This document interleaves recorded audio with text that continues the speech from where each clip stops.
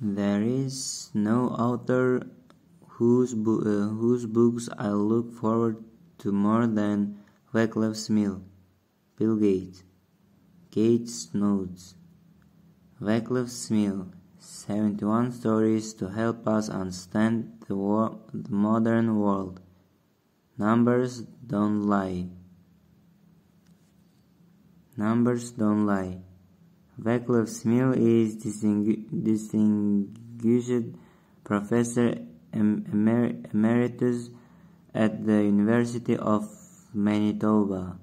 He is the author of our 40 books on topics including energy, environmental and population change, food production and nutrition, technical innovation, risk assessment and public policy. He is a fellow of the Royal Society of Canada and a member of the Order of Canada.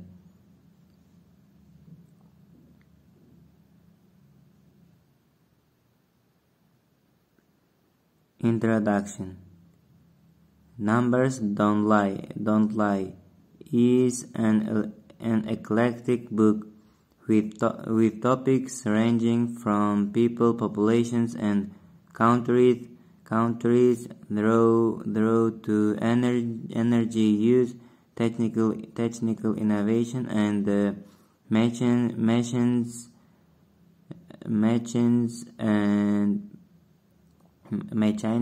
and devices that define our modern civilization. For good measure, it closes with some factual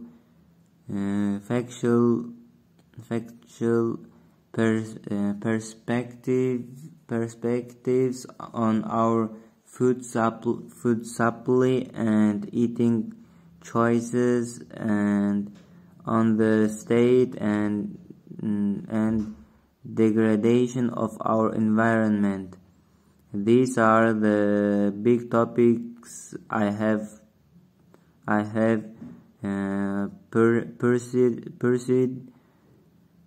pursued in my books since the 1970s. First and foremost, this book is about getting the facts straight, but this is not as easy as it might seem. While the World Wide Web teems with numbers, too many of them are undated hand-me-downs of unknown provenance, often with questionable unit identifiers.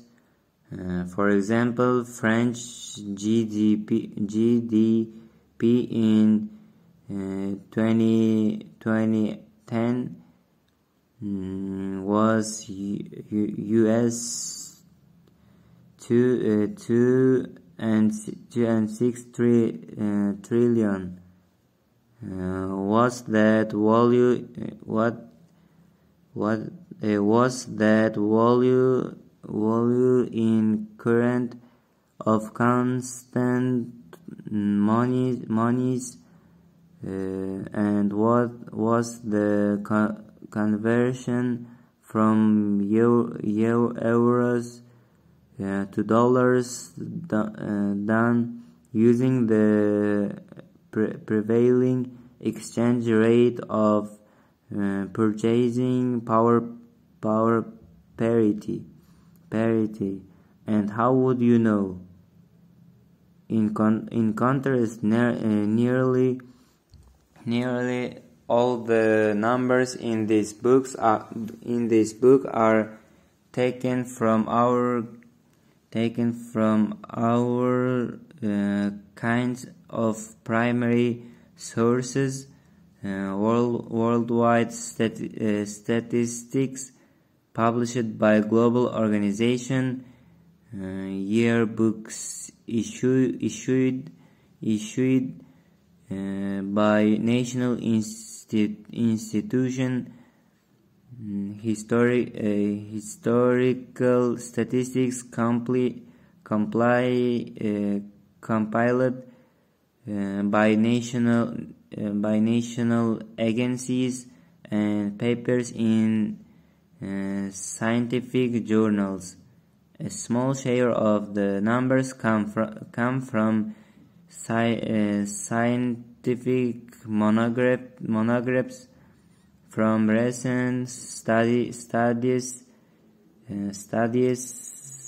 done by major consulting agencies, known for the reliability of their reports, or from public opinion polls conducted by such long established organization as Gallup or the Pew Research Center. To understand what is really going on in our world, next we must set the numbers in the appropriate context, historical and international. For example, starting with the historical context, the scientific unit of energy is one joule, and affluent economies now consume annually about 150 billion joules, 150 gigajoules of primary energy per capita. For comparison, 1 ton of crude oil is 42 gigajoule. While Nigeria, Africa's most populous and oil and natural gas rich nation, average only 35 gigajoules.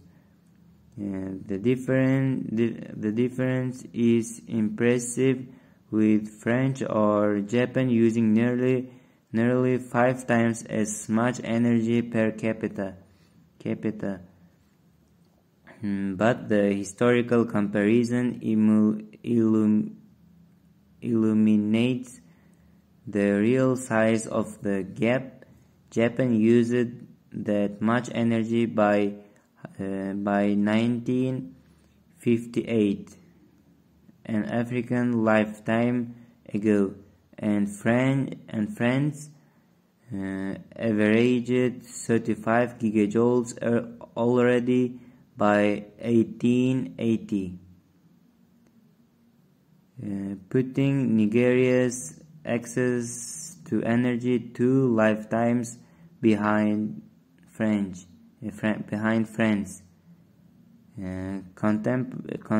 Contemporary international contrasts are no less memorable. Comparing the American infant mortality rate with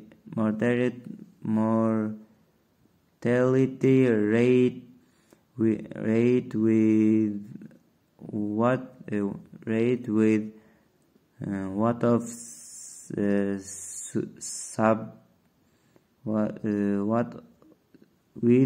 that of Saharan Africa reveals a large but accepted gap, and that the United States does not belong to the top 10 countries with the lowest infant mortality is not that surprising considering its highly diverse population and high rates of immigration from less developed countries, but few people would guess that it does not rank even among the top 30 nations. This surprise leads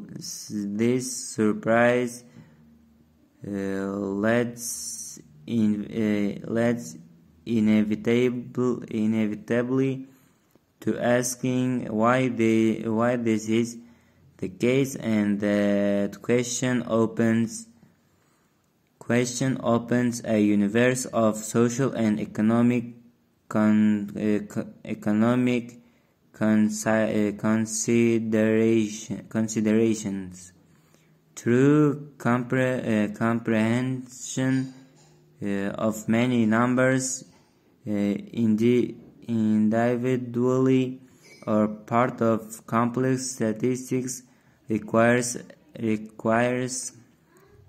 a combination of basic scientific literacy and numeracy. Length distance is the easiest measure to internalize. Most people have a fair grasp of 10 centimeters. The width of an adult fist with a thumb held outside a meter roughly ground to waist for an average man, and kilometer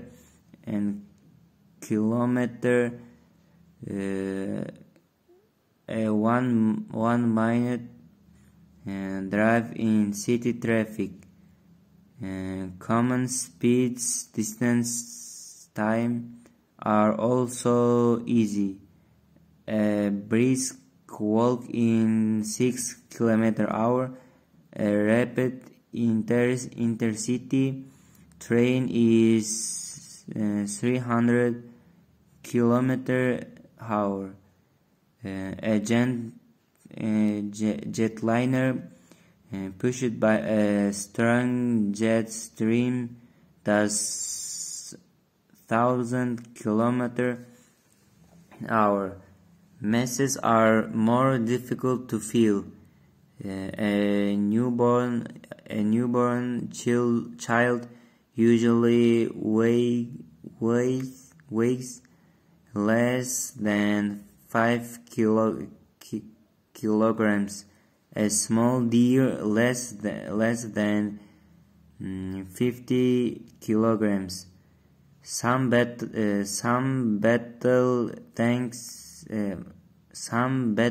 tanks weigh less than 50 tons, and the maximum takeoff weight of an Airbus 380 is more than 500 tons. Volumes can be equally tricky. The gasoline tank of a small sedan is less than 40 liters. And the internal volume of a small American house is usually less than 400 cubic meters. Getting the feel for energy and power, joules and watts, or current and resistance,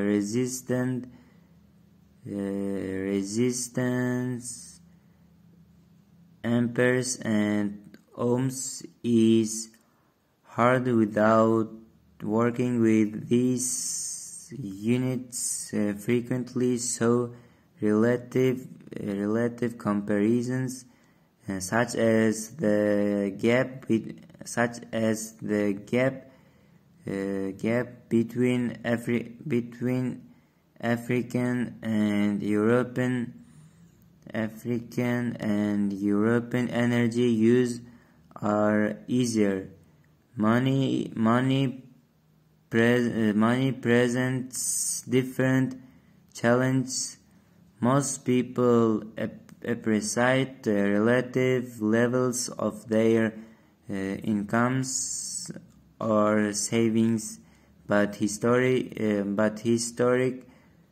comparisons on a national and international level must be adjusted for inflation, and international comparisons must account for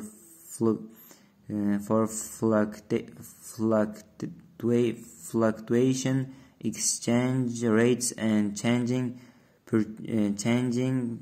purchasing powers.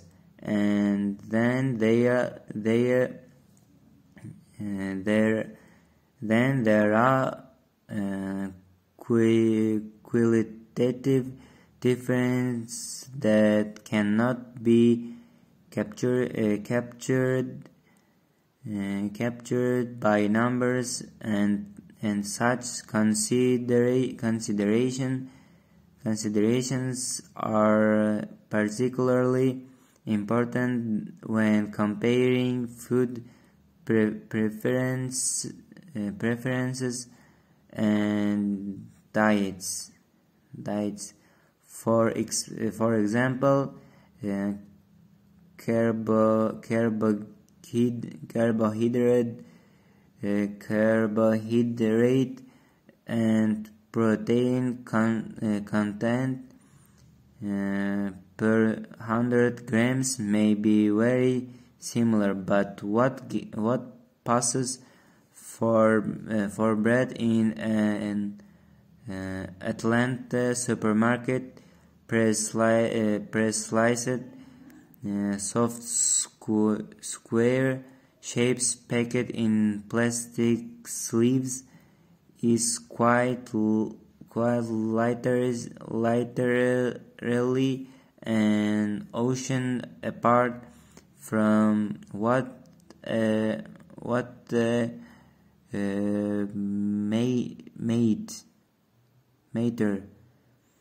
Mater Bollinger or a Bakermeister would display in their shops in Lyon or Stuttgart.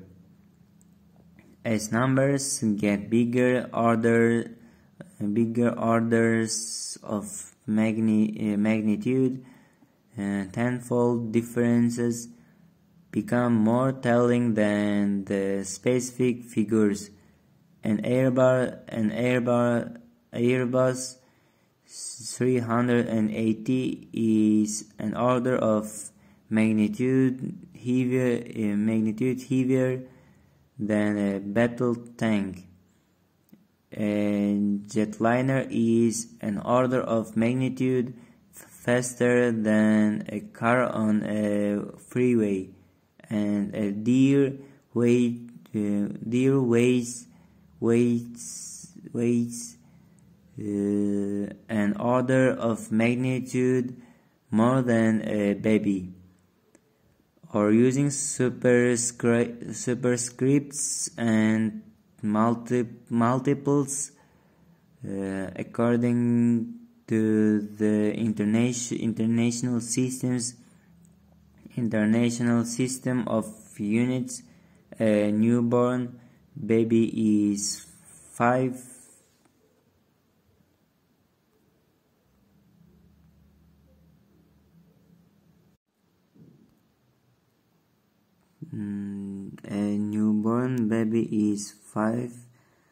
by 10 cubed grams or 5 kilograms. An Airbus 380 is more than 5 by 10 power of 8 grams of 500 million grams.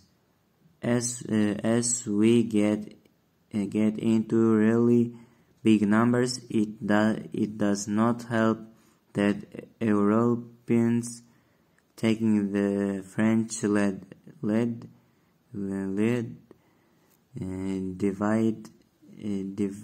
divide from scientific notation and do not call 10 power of 9 a billion, but 5 la difference and milliard, resulting in the confusing frequent. The world will soon have 8 billion people. 8 by 10 power of 9. In 2019, its economic output in nominal terms was about 90 trillion dollars, and it consumed more than 500 billion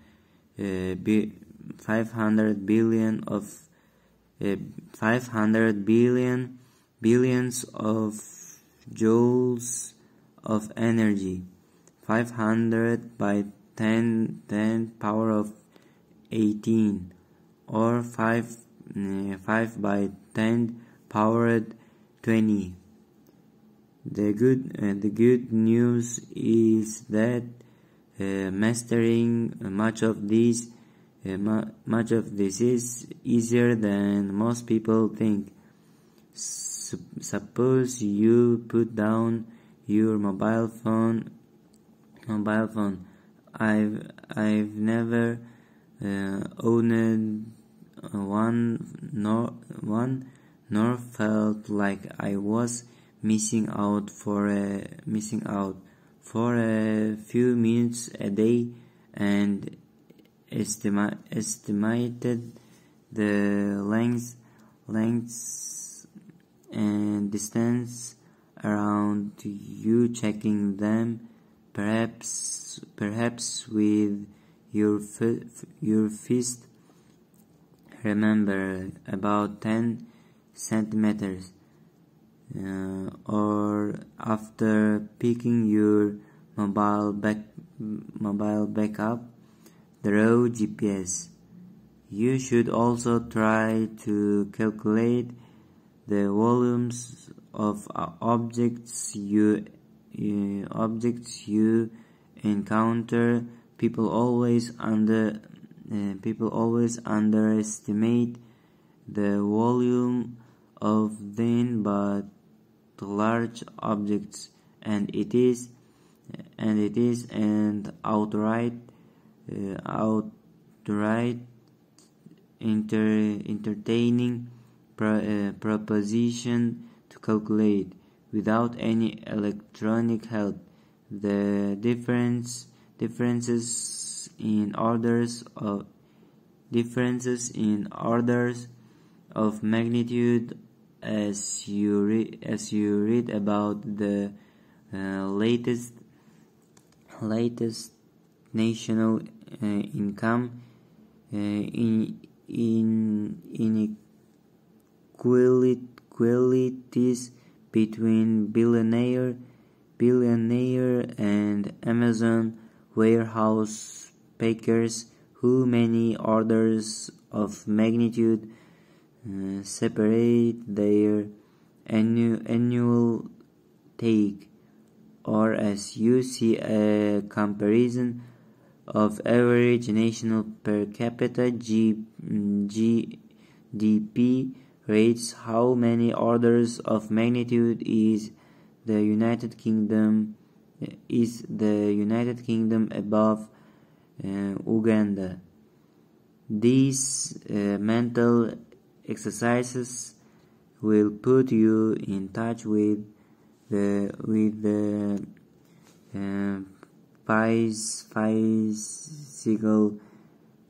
physical realities of the surrounding world while keeping your synapses firing. Understanding numbers simply takes a bit of engagement. My hope is that this book will help readers understand the true state of our world. I hope it might surprise you, cause you to marvel at the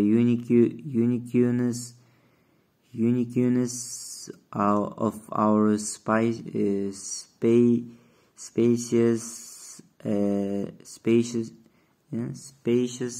at our inventiveness and our pursuit of better understanding. My goal is to demonstrate not only that numbers do not lie, but to discover which truth they convey. One final note on the numbers contained within all dollar amounts, unless otherwise specified, are in United States dollars, and all measurements are given in metric form, with a few warranted exceptions, such as nautical miles and inches for American lumber. Vaclav Smil, Winnipeg, 2020.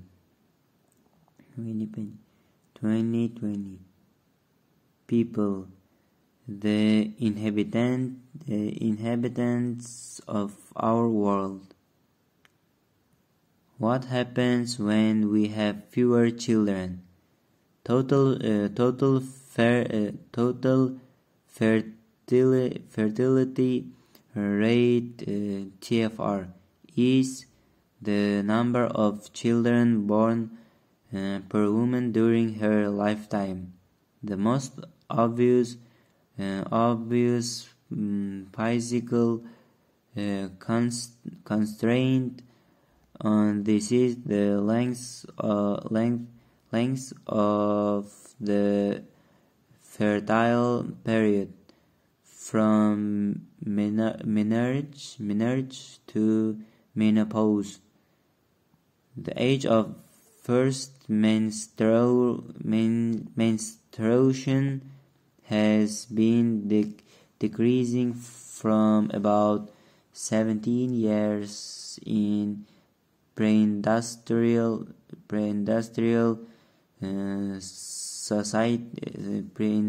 societies to less than 13 years in today's Western world, while the average onset of menopause has advanced slightly to just above 50, resulting in a typical fertile span of some 38 years compared to about 30 years in traditional societies. There are 400 ovulations during the fertile lifespan. As every pregnancy precludes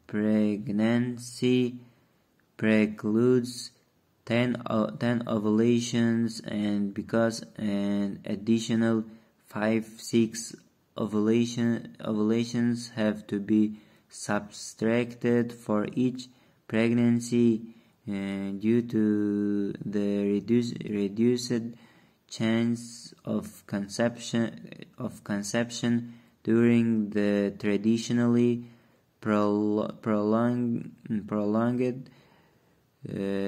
breastfeeding period. The maximum fertility rate is about 2,000 pregnancies, with some multiple births. The total can be in excess of 24 live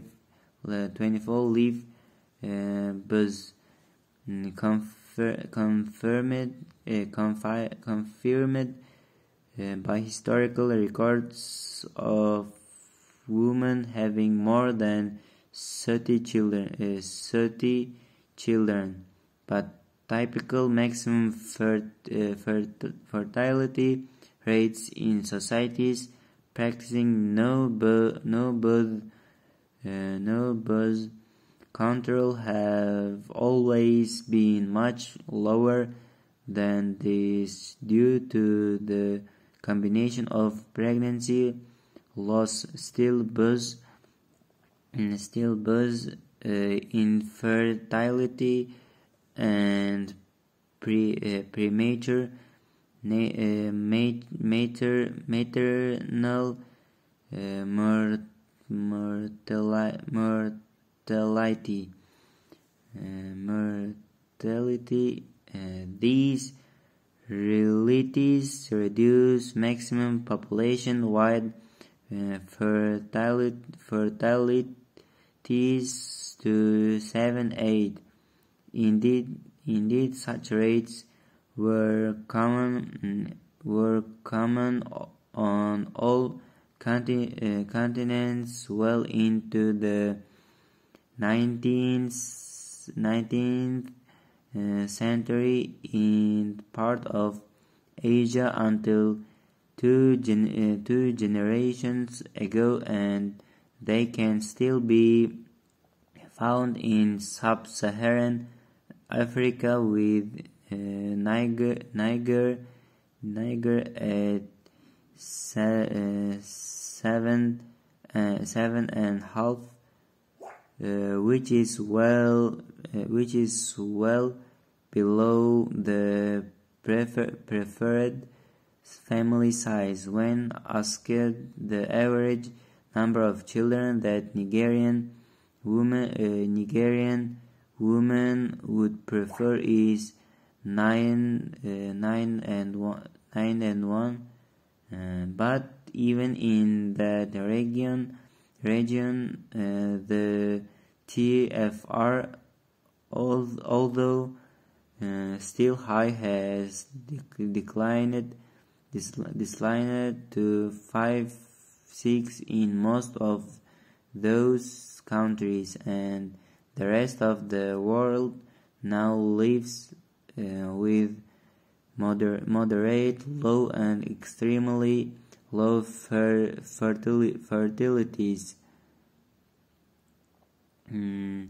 The transition toward this new world began at different times, not only among different regions but also within regions.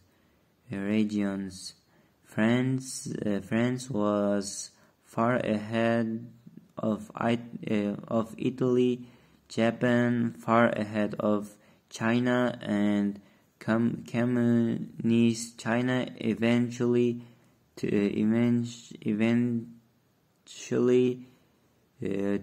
the drastic step of restricting families to a single child. That aside, desire for fewer children has been driven by an often highly synergistic combination of gradually rising standards of living, the mechanization of agricultural work, the displacement of animals and people by machines, mass scale in industrialization and urbanization, increasing numbers of female in the urban labor force, advancing universal education, better healthcare, higher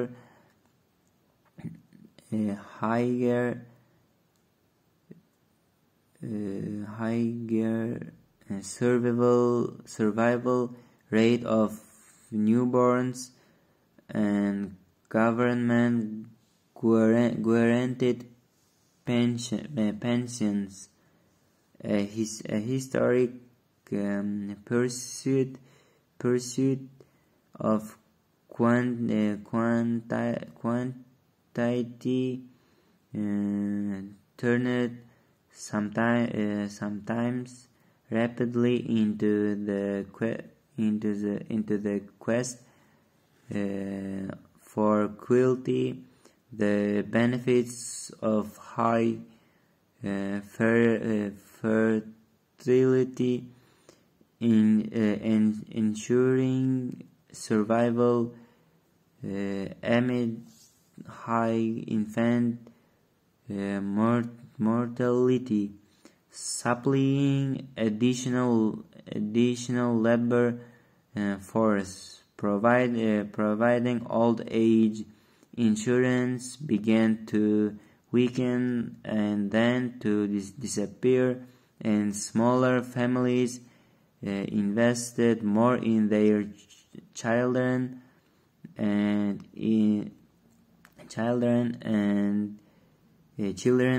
in raising their quality of life,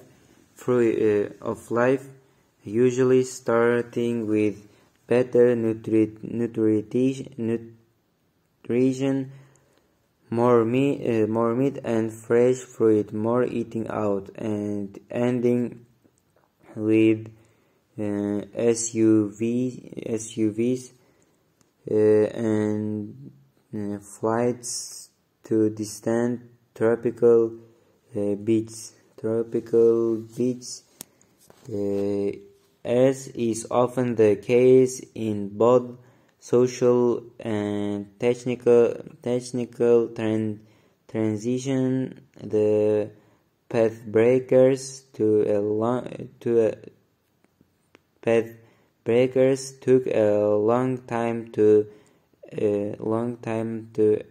accomplish the change, while some late adopters completed the process in just two generations. The shift from high to low fertility took about two centuries in Denmark and about 170 years in Sweden. In contrast, South Korean fertility fell from more than 6 TFR to below the replacement level in just 30 years, and even before the introduction of the one-child policy, Chinese fertility had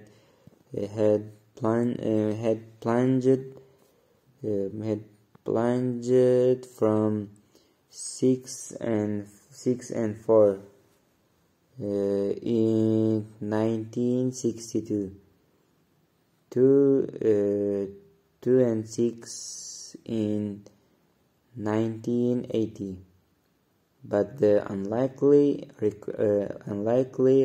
record holder is Iran. In 1979, when the monarchy was overthrown and Ayatollah Khomeini returned from exile to establish theocracy. Iran's fertility averaged 6 and half, but by the year 2000 it was down to the replacement level, and it has continued to fall. The replacement level of fertility is that which maintains a population at a stable level. It is about 2 and 1 in 2.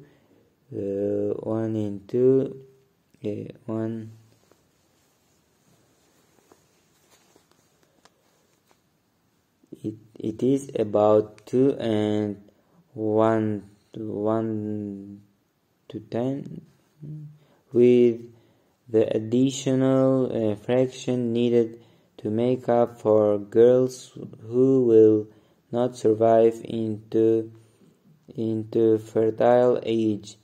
No country has been able to stop the fertility decline at the replacement level and achieve a stationary population.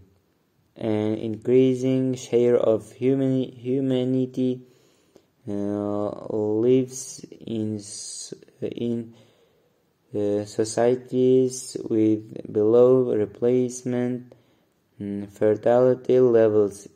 In 1950, 40% of humanity lived in countries with fertilities above 6, and the mean rate was about 5. By the year 2000, just 5% of the global population was in countries with fertilities above 6, and 6, and the mean was close to the replacement level. By 2050, nearly three quarters of humanity will reside in countries with below replacement fertility. This nearly global shift has had enormous demographic,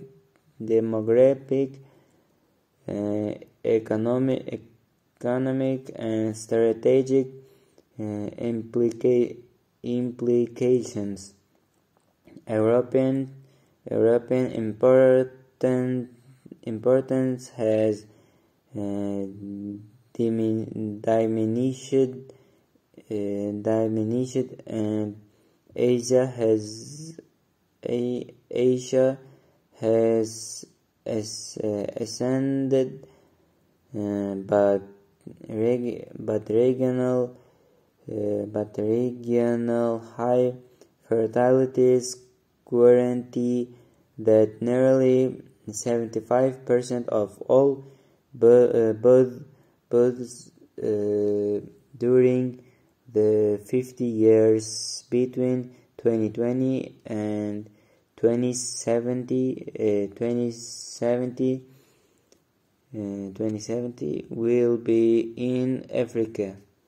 And what does the future hold for countries whose fertility has fallen below the replacement level?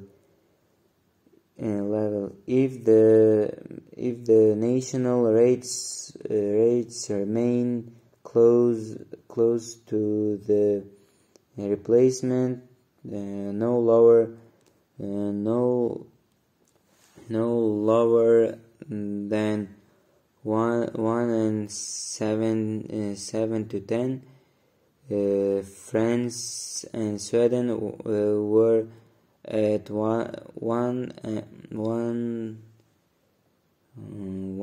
and 8 to 10 in 2019. Then there is a good chance of possible future rebounds once they slip below 1.5. Such reversals appear increasingly unlikely in 2019. And there were record lows of 1 and 3 to 10 in Spain, Italy, and Romania, and 1 and 4 to 10 in Japan, Ukraine, Greece and Croatia. Gradually, population decline with all of its social, economic and strategic implications seems to be the future of Japan and of many European countries. So far, no pronatalist government policies have brought any major reversal, and the only obvious option to prevent the population is to open the gates for immigration, but that looks unlikely to happen. the best indicator of quality of life. Try infant mortality. When looking for the most revealing measures of human quality of life, economists ever ready to reduce everything to money prefer to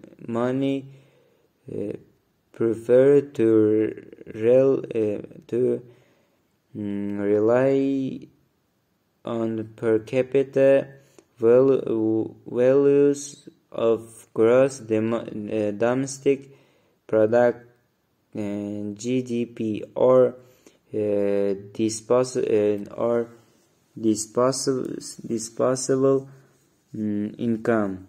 Both measures are obviously questionable. GDP goes up in a society where increasing violence requires more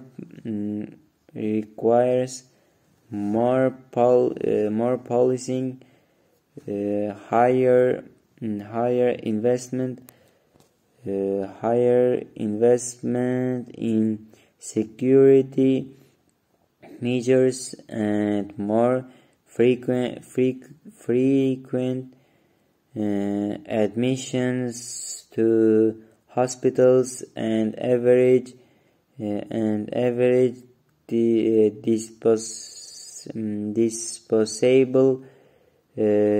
disposable income tells us nothing about the degree of economic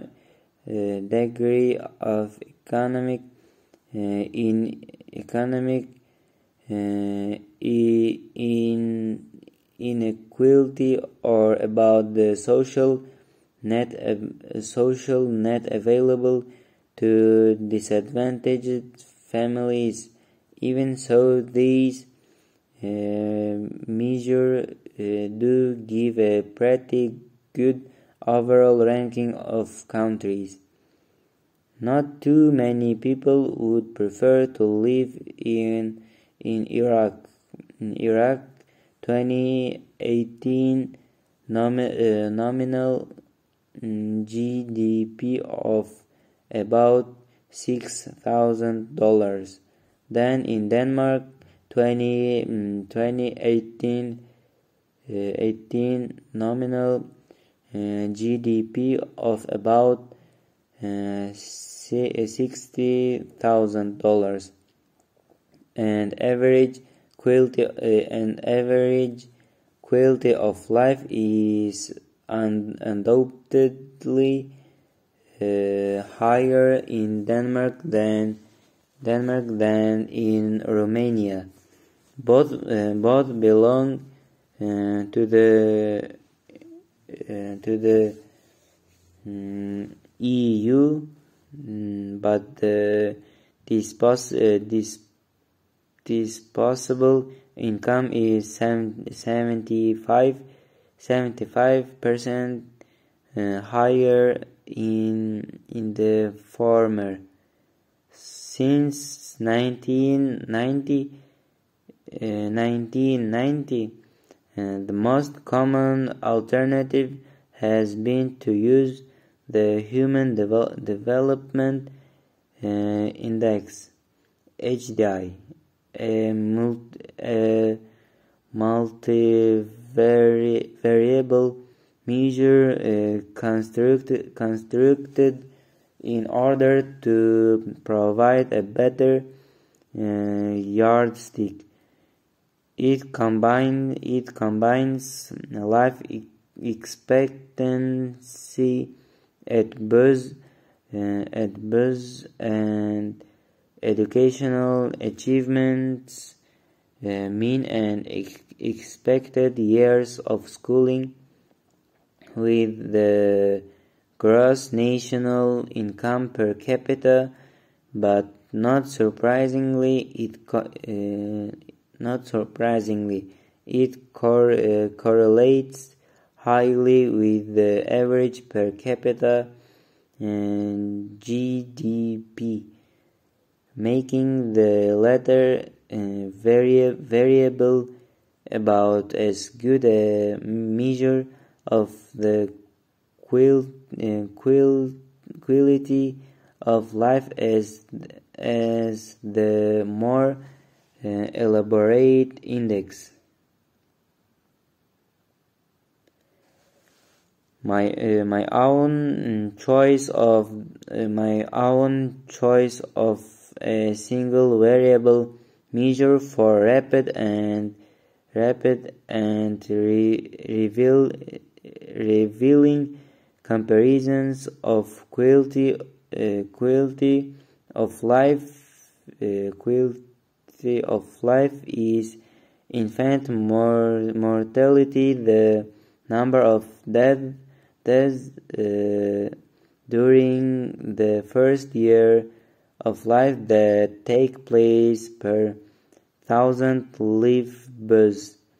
Infant mortality is such a powerful indicator because low rates are impossible to achieve without having a combination of several critical conditions that define good quality of life, good health care in general, and appropriate prenatal, perinatal, and neonatal care in particular, proper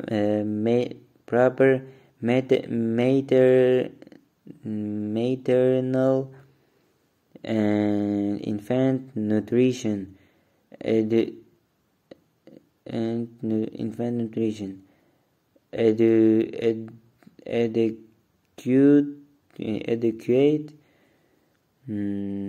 and sanitary living conditions, and access to social support for disadvantaged families, and that are also predicated on relevant government and private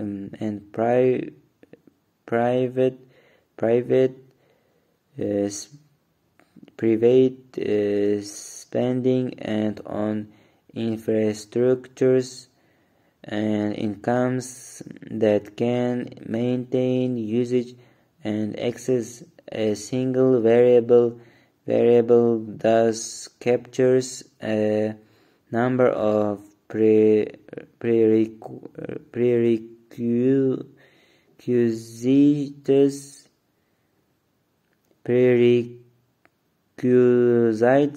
for the near universal survival of the most critical period of life, the first year.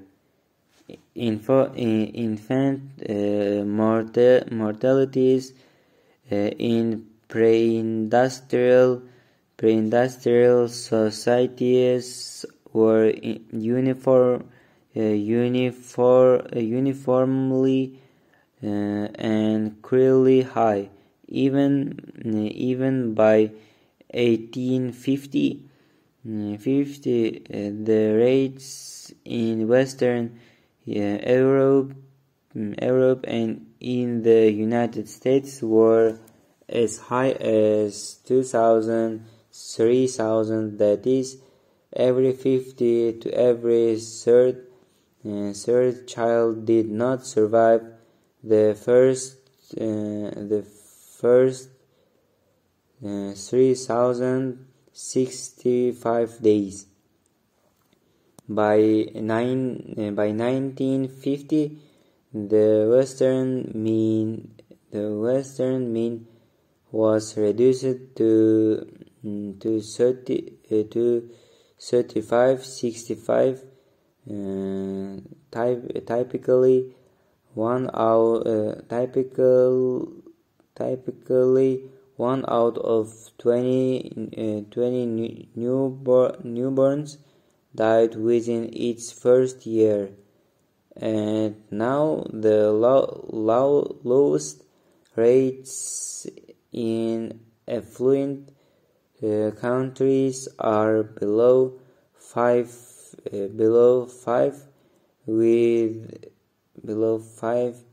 with one infant among 200 not seeing its first birthday after living out minuscule jurisdictions from Andorra and Anguilla to Monaco and San Marino.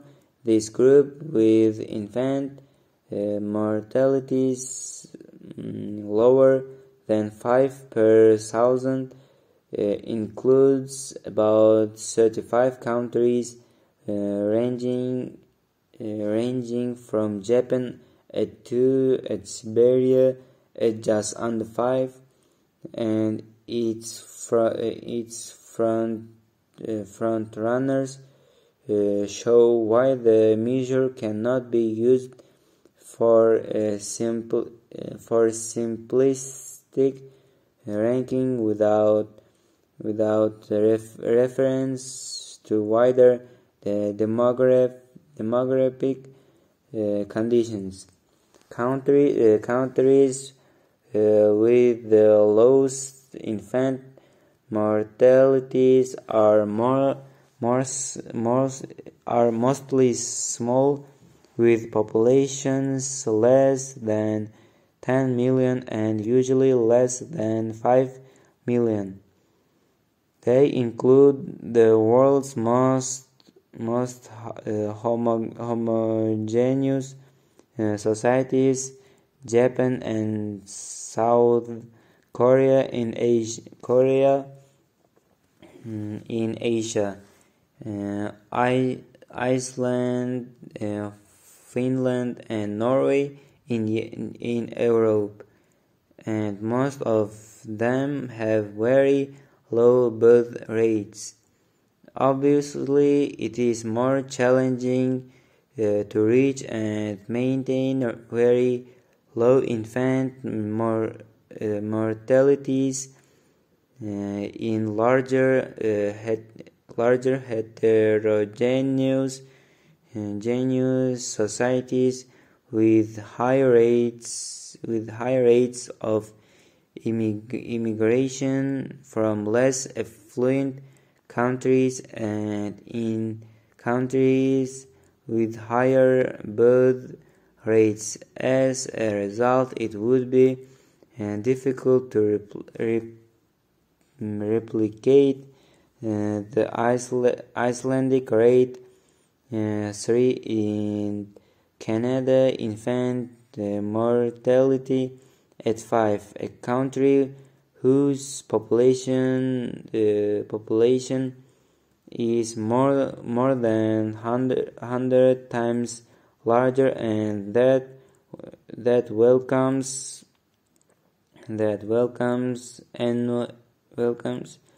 annually about as many newcomers from scores of countries, and mostly from low-income societies in Asia. As there are total people living in Iceland, the same realities affect the United States, but the country's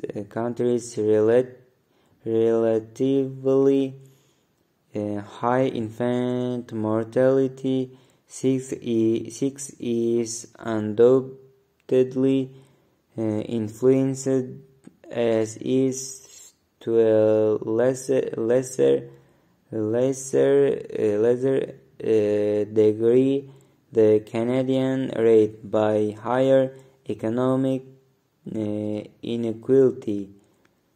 In this sense, infant mortality is a more discerning indicator of quality of life than the income average or the Human Development Index, but it still needs qualifications. No single measure is a fully satisfactory proxy for gauging a nation's quality of life.